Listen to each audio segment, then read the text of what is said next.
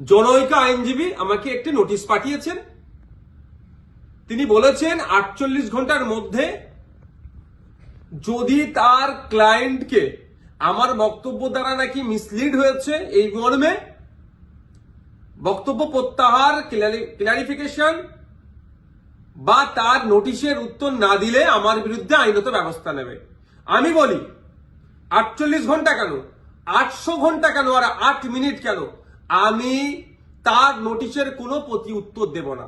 আমার বক্তব্য যদি আইন বহির্ভূত হয়, আমার বক্তব্য যদি সংবিধান বহির্ভূত হয়, সিধে চলে যাক সে কোর্টে, আইনের মাধ্যমে তার সাথে আমার বোঝাপড়া হবে।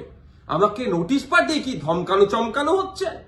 এই ধরনের অনেক নোটিশ আমি খেয়েছি। আমার নামে অনেক মারাত্মক মারাত্মক অভিযোগের মামলা নিয়ে আমি মাথায় করে চলছি, মিথ্যা অভিযোগ নিয়ে। উনি আমি ভয় পাই না। কেউ যদি মনে করেন নওশাদ সিদ্দিকীকে এই নোটিশ পাঠিয়ে ধমকাবো চমকাবো বসিয়ে দেব, আমি তাতে আমি ভয় পাবো না, আমি চমকেও যাব না। কারণ আমার অনেক দেখা হয়ে গেছে এইগুলো। কারণ আমি বলে যাই, আর কাকতলীয় ভাবে বলছি না, এটা বাস্তবিক হয়েছে। 2019 সালে কেন্দ্রের সরকার নিয়ে এসেছিল এক বিভাজনের বিল, সিএএ। যখন আমার বড় ভাইজান পিরজাদা আব্বাস সিদ্দিকীর নেতৃত্বে সারা বাংলায় যখন বিজেপির বিরুদ্ধে আন্দোলন আমরা সংগঠিত করেছিলাম, ওই সময় গভীর রাত্রে আমাদের বাড়িতে পুলিশের দ্বারা হামলা চালানো হয়েছিল। সেই রাত্রে আমি সুপ্রিম কোর্টে এসেছিলাম, তারপরের দিনে মামলা করব বিজেপির বিরুদ্ধে, কেন্দ্র সরকারের বিরুদ্ধে। আর এখন আমরা যখন এই ওয়াকফ সংশোধনের বিরুদ্ধে মাঠে ময়দানে গণতান্ত্রিক প্রক্রিয়ায় লড়াইয়ের বার্তা দিচ্ছি এবং আইনি লড়াই করবে বলে তার প্রস্তুতি নিচ্ছি, আমাদের বাড়িতে নোটিশ চলে আসলো। নোটিশ আসুক, 100 বার নোটিশ আসুক, এতে আমি ভয় পাই না। কিন্তু এটুকু আমি বাংলার মানুষকে জানিয়ে রাখতে চাই যে যারা প্রতিনিয়ত মুসলিমদের বিরুদ্ধে কথা বলছে, মাদ্রাসা নিয়ে কথা বলছে, মসজিদ নিয়ে কথা বলছে, কোরআন শরীফ নিয়ে কথা বলছে, তাদের বিরুদ্ধে নোটিশ যাচ্ছে না কেন, তাদের বিরুদ্ধে আইনত ব্যবস্থা গ্রহণ করছে না কেন?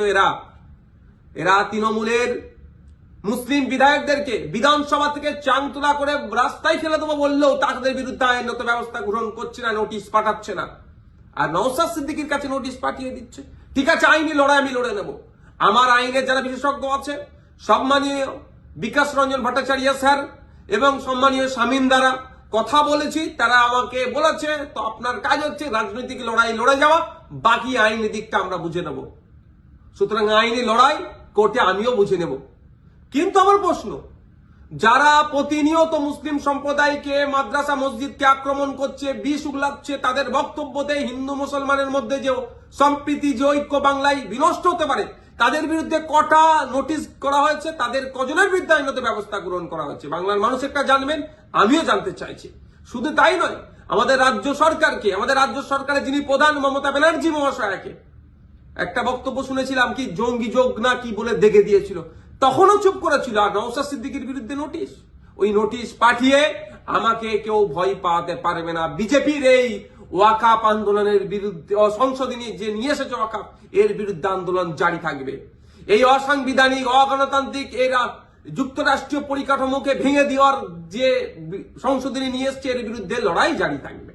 যখন আমাকে খোঁচা দিয়েছে, আমি কয়েকটা প্রশ্ন বাংলার মানুষের কাছে তুলে ধরতে চাইছি এবং সর্বোপরি তৃণমূল কংগ্রেসের কাছেও তুলে ধরতে চাইছি, এর উত্তর দিতে হবে। আমরা জানতে পেরেছি বেশ কয়েকজন এমপি পার্লামেন্টে অনুপস্থিত ছিল, তাদের বিরুদ্ধে তৃণমূল কংগ্রেস দলগতভাবে কি ব্যবস্থা গ্রহণ করছে, কি নোটিশ পাঠাচ্ছে, কি শোকজ করছে, তাদের বিরুদ্ধে কি অ্যাকশন নেবে, সেটাও পাবলিক ডোমিনে দিতে হবে এবং কি নিচ্ছে সেটাও যেন জানানো হয়।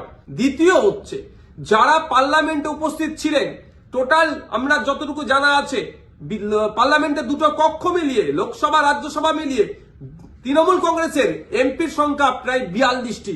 এই 42 জনের মধ্যে কতজন ভোটাভুটিতে অংশগ্রহণ করেছে এবং যারা ভোটাভুটিতে অংশগ্রহণ করেছে কতজন ওয়াকফ সংশোধনী বিলের বিরুদ্ধে ভোট দিয়েছে না অন্য কোথাও ভোট দিয়েছে, সেটাও পাবলিক ডোমিনে পাবলিশ করা হোক, অর্থাৎ জনগণের সামনে তুলে ধরা হোক।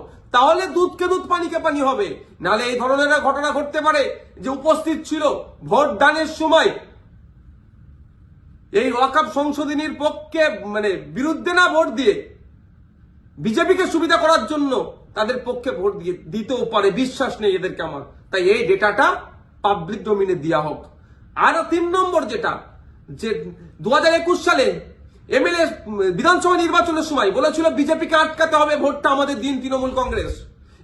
যারা আজকের দিনে এমএলএ তারা বক্তব্য দিতে গিয়ে বলেছিল যে বিজেপির বিরুদ্ধে লড়াই করতে গেলে ওনাকে জিতাতে হবে, ওনাকে জিতিয়েছেন, এখন লড়াই করবে না বিজেপির বিরুদ্ধে, না ঘরে ঢুকে চুপ করে বসে থাকবে? লড়াইটা কেমন ভাবে হবে?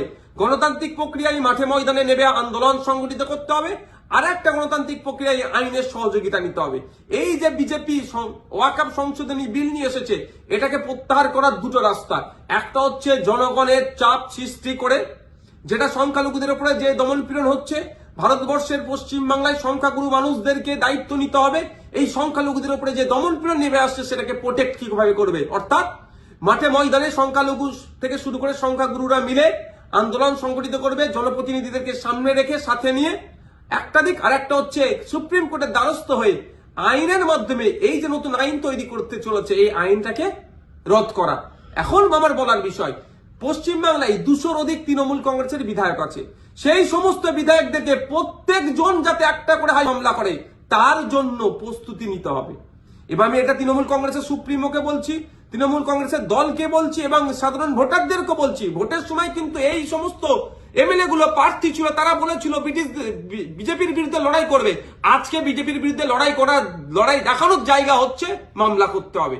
এদের 42 জন রাজ্যসভা লোকসভা মিলিয়ে এমপি আছে, 42 আর এই প্রায় 220টা মতো, 250-র অধিক মামলা কিন্তু তৃণমূল কংগ্রেসকে করতে হবে। তার পয়েন্ট অনুযায়ী আমি বলে দিচ্ছি, এইটা চাপ তৈরি করতে হবে। আমি নওশাদ সিদ্দিকী যদি আমি একাধিক মামলার দায়িত্ব নিতে পারি, হাজার হাজার মামলা হবে ওয়াকফ সংশোধনী বিলের বিরুদ্ধে, সেটা আমি ভালো করে জানি, বিজেপিও জানে, তৃণমূল কংগ্রেসও জানে, আমি পাবলিকও জানে। কিন্তু তৃণমূল কংগ্রেস কটা মামলা করছে, না মামলা না করে বিজেপিকে জায়গা করে দিচ্ছে, সেটাও পাবলিককে দেখতে হবে।